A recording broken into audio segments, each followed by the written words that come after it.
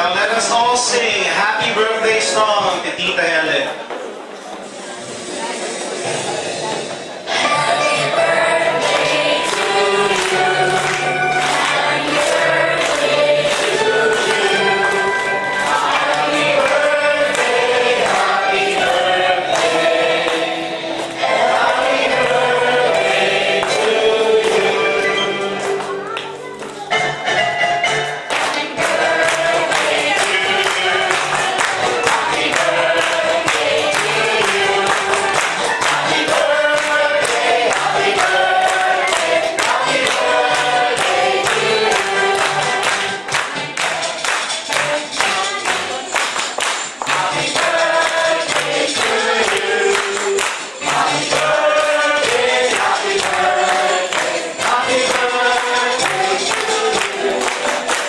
Okay, Tita Helen, your turn. Make your wishes as you blow the candles.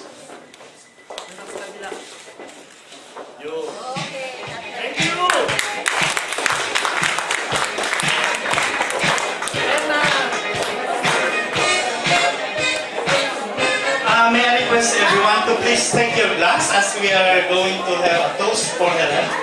There are some dishes in your tables now, so you can be served and let us all make a toast for Helen, my love. Go, bro.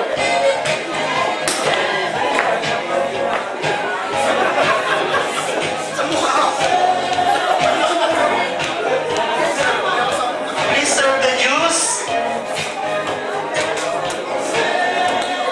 Okay, thank you.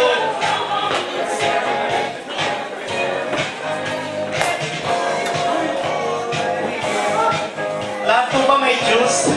O tubig?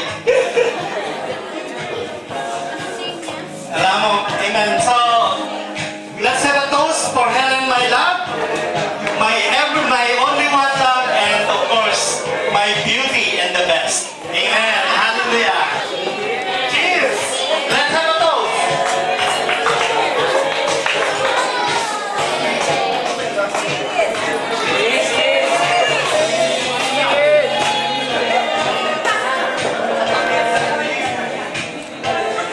Okay, now may we call out Mr. Melvin Ishona to pray for our celebrant.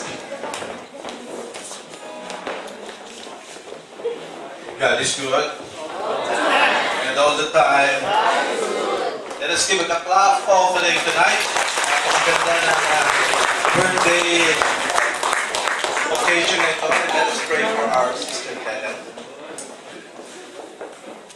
Father, we thank you. We praise you.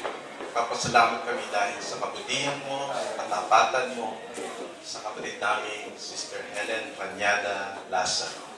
Salamat, Lord, sa kanyang buhay. Mula pa nung isinilang siya hanggang sa siya ay makapagtapos sa elementary, sa high school, sa college, hanggang sa mapangasawa niya si Cirilo June Lazaro.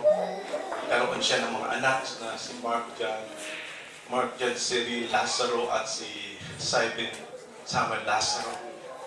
Salamat, Lord, dahil pinakita mo na ikaw ang Diyos na tapat. Ikaw ang Diyos na buhay. Ikaw ang Diyos noon, ngayon at magpakailanman. At patuloy niya ang paglilingkuran. Salamat dahil alam po namin na the best is yet to come, Panginoon, sa kanyang buhay.